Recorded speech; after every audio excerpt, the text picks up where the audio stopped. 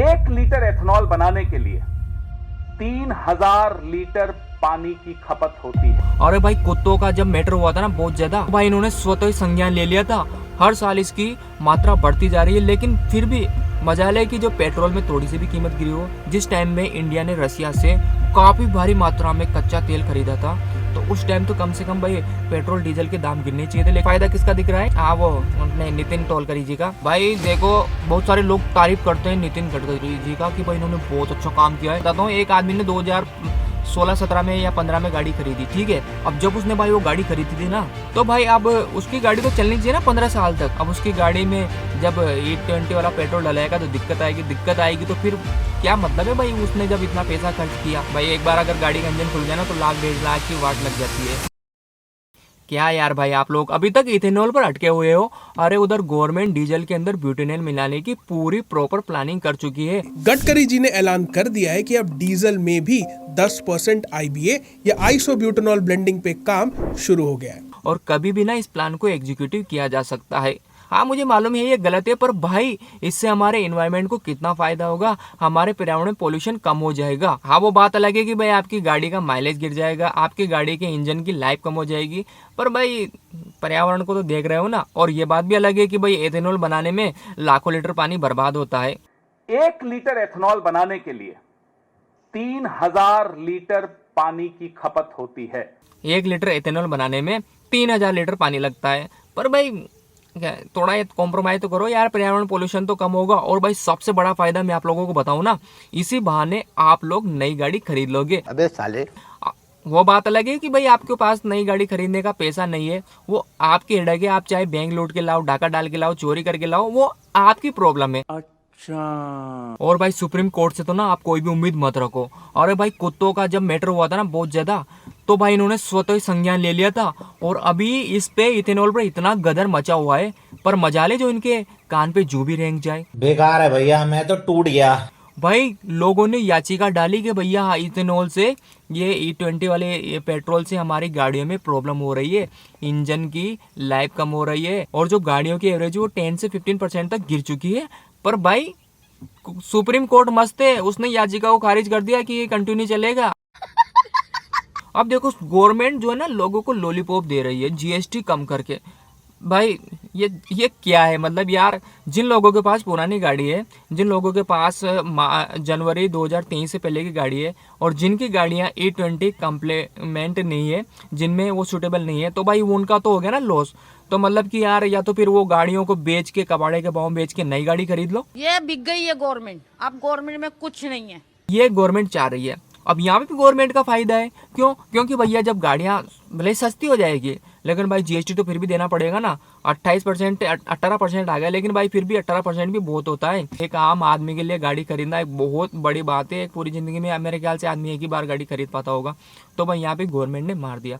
अब भाई देखो, यहाँ पे ना गवर्नमेंट ने सही से होमवर्क नहीं किया। मैं आपको बताऊँ ना, अगर यहाँ पे गवर्नमेंट सही से होमवर्क करती तो भाई यहाँ पे ना लोगों को कोई दिक्कत नहीं आती। पहली बात तो देखो, जो भी कोई भी गवर्नमेंट आए, चाहे BJP आए, कांग्रेस आए, सबसे पहला इनका एक लक्ष्य होता है, क्या होता है कि जनता की सेवा करना। ये बहनचोद सारे मिलके हमको पागल बना रहे हैं, मादर चौथ के बच्चे। ये 5-7% तक कोई भी गाड़ी झेल लेगी, लेकिन 5-7% से ज्यादा का मिक्सिंग होगा, वो गाड़ियां झेल नहीं पाती हैं जो बनी ही नहीं है उसकी। मतलब जनता का फायदा वाला काम करना। लेकिन यहाँ पे बिल्कुल ऐसा नहीं लगता। इन लोगों ने ना जनता की वाट लगा रखी है। अरे माँ चुदी पर गवर्नमेंट को चाहिए था कि सबसे पहले तो ना वो ऑप्शन रखती कि भैया आप E10 वाला भी डला सकते हो, E20 वाला भी डला सकते हो, और प्योर पेट्रोल भी डलवा सकते हो। क्यों? क्योंकि जिन लोगों की गाड़ियां पुरानी है ना, उनके तो भैया प्योर पेट्रोल से ही काम चलेगा। और जो नई गाड़ियां खरीदने, जिनका E20 कॉम्प्लीमेंट इंजन है, वो लोग भाई इसको खरीद सकते हैं। अब देखो, सरकार ने यहाँ पे ना दिमाग लगाया कि यहाँ पे ना ऑप्शन ही नहीं रखा, तो भाई मजबूरी में आगे लोग बाग E20 वाला पेट्रोल डलवा रहे हैं। उनकी गाड़ियों की वाट लग रही है। साले मजाक बना के रखते हो। ज्यादा विरोध नहीं कर रहे, हाँ कर रहे हैं, लेकिन भाई इतना प्रोटेस्ट नहीं हुआ, क्योंकि अब लोग क्या है, उनको आदत हो गई है सहने की। सही बात है कि भाई जैसा चल रहा है वैसे चलने दो। अब लोग क्या करेंगे, अपनी पुरानी गाड़ियों को बेच देंगे और काफी सारे लोग नई गाड़ियां खरीद लेंगे। तो भाई देखो, काफी सारे लोग तो जो नई गाड़ियां खरीद रहे हैं उनको तो कोई प्रॉब्लम नहीं है। उनका तो E20 आए, E27 आए, उनका तो चलता रहेगा। पर यहाँ ना गवर्नमेंट ने अच्छे से वर्क नहीं किया। अगर गवर्नमेंट अच्छे से होमवर्क करते ना लोगों को इतनी दिक्कत नहीं आती। यहाँ पर क्या है कि इस पर काम नहीं किया गया, मतलब एक होमवर्क जरूरी होता है ना। तो एक गाड़ी बेची गई साल 2015 में, सपोज करिए 2015 में बेची गई गाड़ी, और उस पर वैलिडिटी की मुहर लगी 2030 की, क्योंकि 15 साल तक गाड़ी वैलिड होती है। तो अगर इसके आसपास कुछ चीजें गुजरती है तो किसी को जिम्मेवारी भी तो लेनी चाहिए। अब सरकार को क्या करना चाहिए था, या तो जनता को पहले ही बताते, क्योंकि उसने तो भैया 50% मतलब देखा जाए तो टैक्स के पे कर रखे गाड़ी पे, ठीक ठाक अमाउंट उसने दे रखा है। उसका एक कंसर्न था कि कल को गाड़ी जब बेचेगा तो उसके कुछ पैसे मिल जाएंगे, उसको रीसेल वैल्यू खत्म हो गया, क्योंकि तो जनता भी डर जाएगी भैया बेचेंगे तो गाड़ी कबाड़ गाड़ी लेके क्या करेंगे, इससे बढ़िया नई गाड़ी खरीद लो। तो सरकार का मेन मकसद ये भी है कि गाड़ियां बिके। इससे पर्यावरण को थोड़ा सा फायदा पहुंचेगा, लेकिन भाई इससे जितना फायदा पहुंच रहा है ना उससे ज्यादा नुकसान पहुंच रहा है।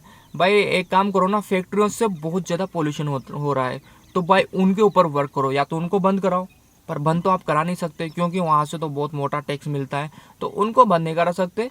तो भाई अब इन पे बात आ गई गाड़ियों पे। अब भाई गाड़ियां तो देखो यार, ये तो बेसिक जरूरत है।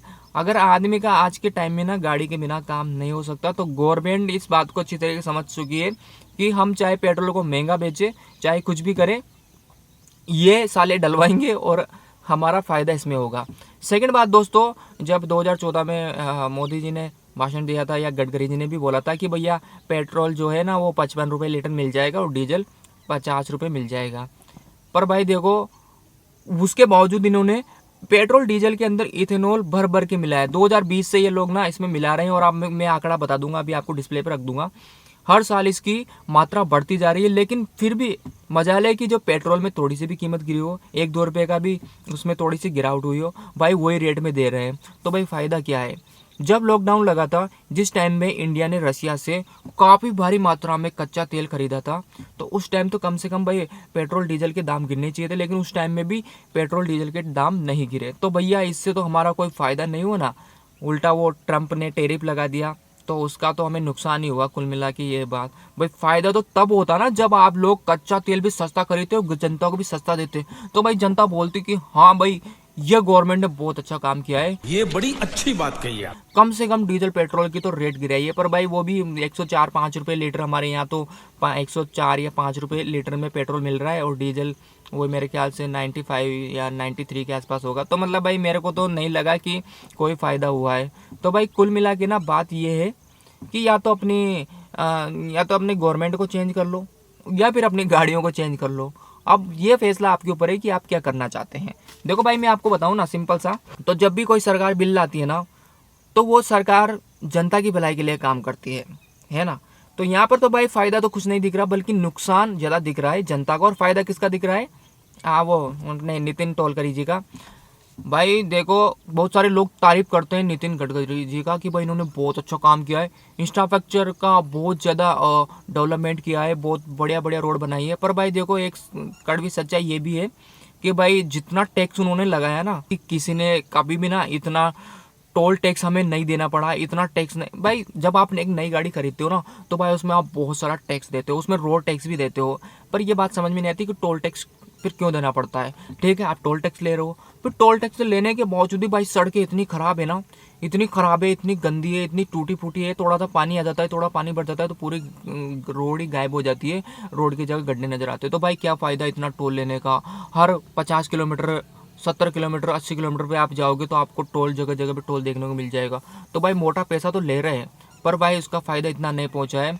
और भाई मैं सच्ची बताऊँ ना, ये अपने उनको ही फ़ायदा पहुंचा रहे हैं। भाई हम तो सोचते थे ना कि बीजेपी गवर्नमेंट जो है ना वो डेवलपमेंट पे ज़्यादा काम करती है, वो अपनों का फ़ायदा कम करती है, और एकदम मतलब एक साफ़ सुथरी भ्रष्टाचार मुक्त सरकार है। पर ऐसा नहीं लगता, क्योंकि जैसा कि आपको पता है कि उनके फैमिली वालों का शुगर केन का फैक्ट्री है, उनको फ़ायदा पहुँचाया जा रहा है। तो भाई मेरे ख्याल से ना यहाँ पे ना लोगों को एक्शन लेना चाहिए, यहाँ पर कुछ ना कुछ ऐसा करना चाहिए ताकि जिससे ना कम से कम सारे लोग जागरूक हो, और जागरूक होने के बाद आवाज़ उठाए कि भैया हमने तो भैया ये बड़ी मुश्किल से एक गाड़ी खरीदी है। अब मैं आपको एग्जांपल बताता हूँ, एक आदमी ने 2016-17 में या 15 में गाड़ी खरीदी, ठीक है। अब उसकी गाड़ी तो भैया E20 जो इथेनॉल वाला जो फ्यूल आ रहा है वो तो भाई सहन ही नहीं कर सकती, उसमें तो दिक्कत आएगी। अब जब उसने भाई वो गाड़ी खरीदी थी ना, तो उसने सारे टैक्स दिए होंगे, आरटीओ का दिया होगा, इंश्योरेंस का दिया होगा, और मतलब उसने दुनिया भर के जो भी टैक्स थे वो दिए थे। तो भाई अब उसकी गाड़ी तो चलनी चाहिए ना 15 साल तक, यानी कि उसकी गाड़ी चलनी चाहिए, 2015 में खरीदी तो 2030 तक पेट्रोल गाड़ी चलना चाहिए। पर भाई ये सरकार देखो, अब उसकी गाड़ी में जब 820 वाला पेट्रोल डलाएगा तो दिक्कत आएगी तो फिर क्या मतलब है भाई, उसने जब इतना पैसा खर्च किया तो भाई ना सरकार ने अच्छे से होमवर्क नहीं किया। मतलब सरकार ने ना जनता के बारे में नहीं सोचा, अपने बारे में ज़्यादा सोच रही है। अभी सरकार जो है ना, उसने टैक्स का जो जीएसटी है उसको कम करके उसका लॉलीपॉप दे दिया, क्योंकि काफ़ी सारे अभी राज्यों में इलेक्शन आने वाले हैं। तो मेरे ख्याल से भाई इसी चक्कर में इन्होंने टैक्स कर दिया भाई, कम से कम इसी बहाने कुछ तो वोट मिलेंगे। पर भाई असली बात ये है कि अगर काम ढंग से होता ना तो भाई इतने लोगों को मजबूरी, भाई लोगों को मज़ा नहीं आ रहा कि भाई जो जानबूझ के ना पोल्यूशन फैलाए, है ना। अगर ऑप्शन रखो तो भाई E20 भी डलाएंगे, E10 भी डलाएंगे, और जिनकी गाड़ी भाई एक बार अगर गाड़ी का इंजन खुल गया ना तो 1,00,000-1,50,000 की वाट लग जाती है। तो भाई आप तो सोच रहे हो फिर जनता का नुकसान हो, तो भाई ऐसे तो फिर नहीं चलने वाला। ऐसे तो फिर सरकार जनता है जो है ना वो तो फिर नाराज़ होगी, और फिर आपकी समझ रहे हो। अच्छा, जब बीजेपी सत्ता में आई थी ना तब इन्होंने कहा था कि सबका साथ सबका विकास। अब तो ऐसा लग रहा है कि गडकरी जी को देख के ऐसा लग रहा है कि अपना विकास सबका सत्यानाश। भाई मुझे लगता है ना कि बीजेपी का टाइम अब पूरा हो गया है। ये लोग अपने बिस्तर समेटने के चक्कर में निकलने वाली है, और पता नहीं क्या क्या वर्क कर रही है।